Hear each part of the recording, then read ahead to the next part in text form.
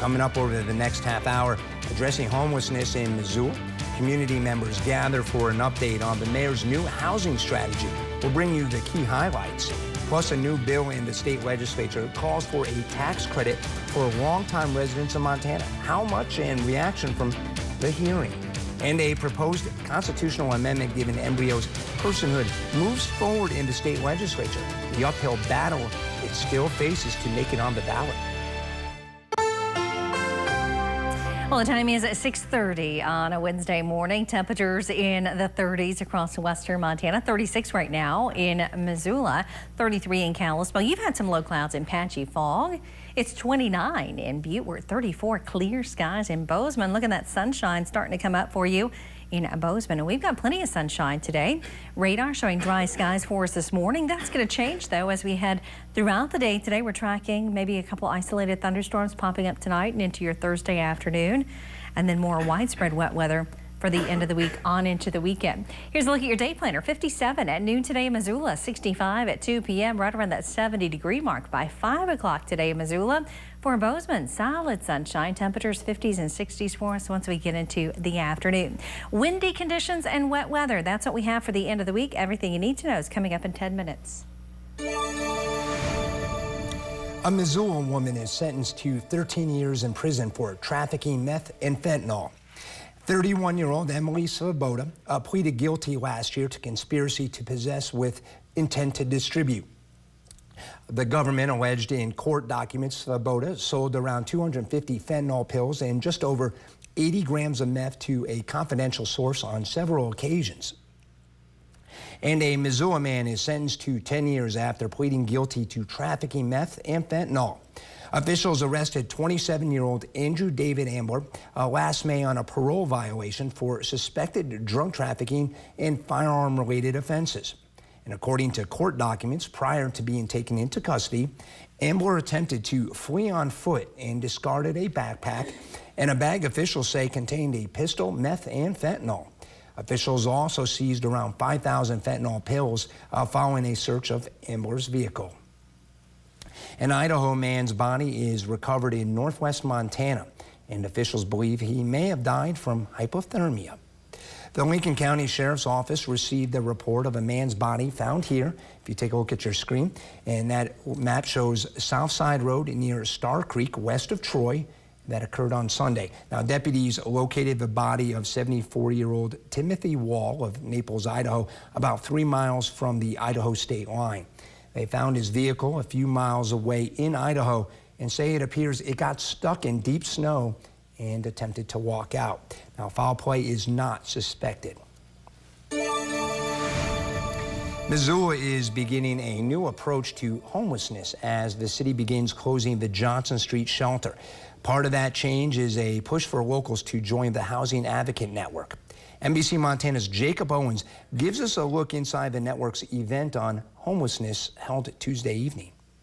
More than 80 people attended Tuesday night's Addressing Houselessness event put on by the Housing Advocate Network. The event aimed to educate Missoulians on what is going on locally and turn that into action. But beyond just education, we also are going to challenge each other and try to inspire each other to recognize that there is a role for us all. Attendees could visit with organizations like the Poverello Center and the Missoula Food Bank and Community Center before remarks from Campfield and Missoula Mayor Andrea Davis. Davis took audience members through the recent decision to close the Johnson Street shelter due to a lack of funding. She also reiterated the city's desire to raise $400,000 to house the city's homeless. That effort is inspired by a grant-funded housing sprint this winter when the city housed 12 veterans in 2 months. It's shocking the number of people that are working, that have access to resources like Social Security disability income, that if given the opportunity, they can be successful in a home.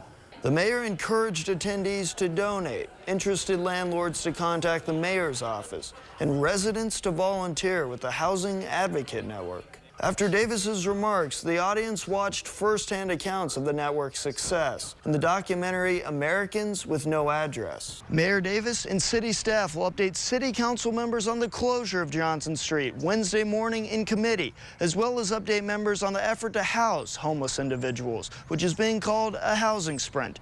I'll be there providing you the latest. Reporting in Missoula, Jacob Owens, NBC Montana. Let's take a look at Montana's legislative headlines.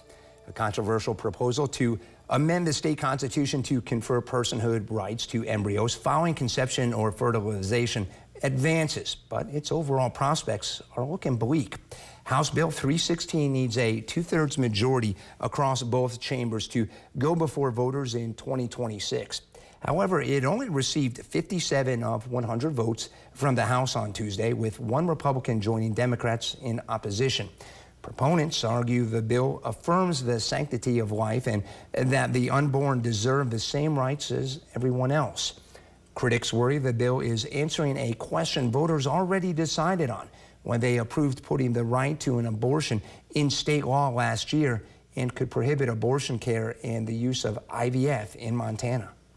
I can't imagine a greater violation of the right to privacy than abortion. The state has a compelling interest in protecting the lives of the most vulnerable human beings. The voters have weighed this issue. They have voted.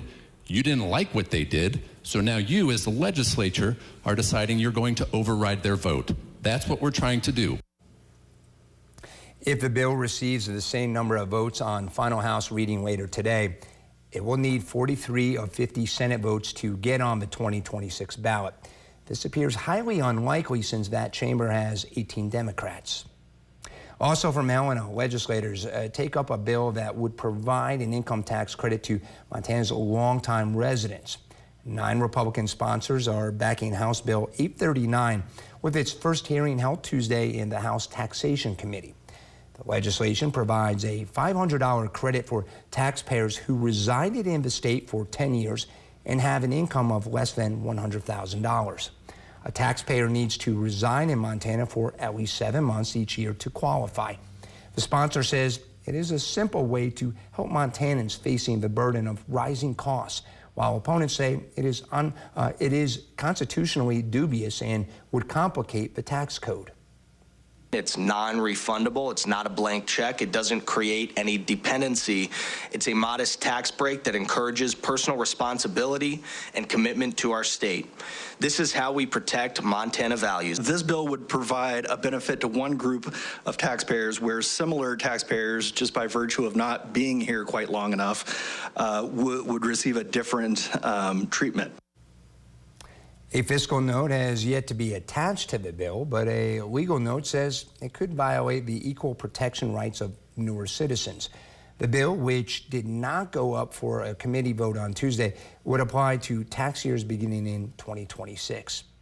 And lawmakers also discussed a bill that aims to add disclosure requirements for the use of artificial intelligence in elections.